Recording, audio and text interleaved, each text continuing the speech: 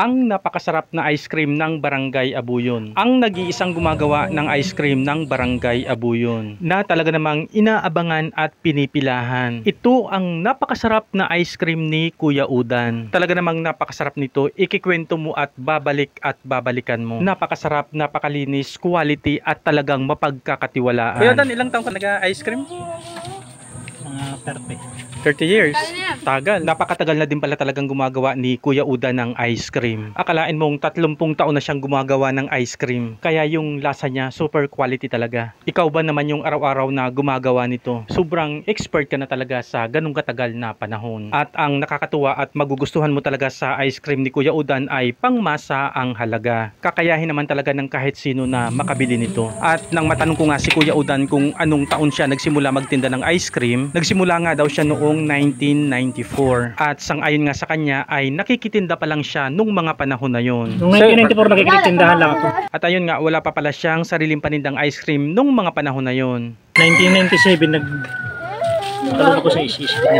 At ayan, ngayon ay nalaman natin na noong 1994 ay nakikitinda lamang ng ice cream si Kuya Udan. At ayan, nagkaroon nga ng sariling ice cream si Kuya Udan noong 1997. Ikaw yung kauna-unahang mag-ice cream sa Abuyon talaga? Bali na una si Bumbit ba ganun? Si? Bumbit. Crumble muna ako nun. Ah, okay. Ngayon ko din lang nalaman na ice crumble pala ang dating tinitinda ni Kuya Udan bago pa siya makapagtinda ng ice cream. At ito na nga, nag-uumpisa ng dumami ang pumipila sa pagbili ng ice cream ni Kuya Udan. At talagang napakaraming bumibili dito, bata, matanda, lalo na ngayon dahil tag-init. At ang aking mga pamangkin nga ay pumila na din at isa na nga din ako doon. Mabibili mo dito ang ice cream na inilalagay sa apa or sa cone, ipinapalaman sa tinapay at inilalagay sa cup na may iba't ibang size. At ito nga, bumili na rin ako ng para sa akin. Sarap yata kanya.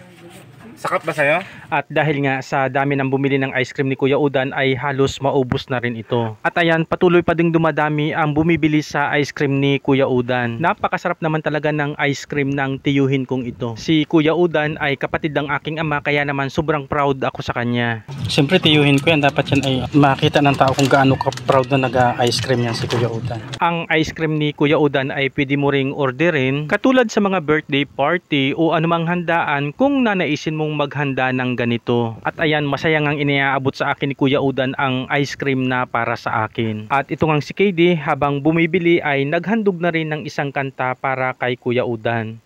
Lemon flavor, lemon. Pampagood vibes nga naman habang nagtitinda. Yan ang ice cream ni Kuya Udan. Sulit sa lasa, sulit sa halaga, gustuhin ng masa, maipagmamalaki talaga. San ka pa, dito ka na.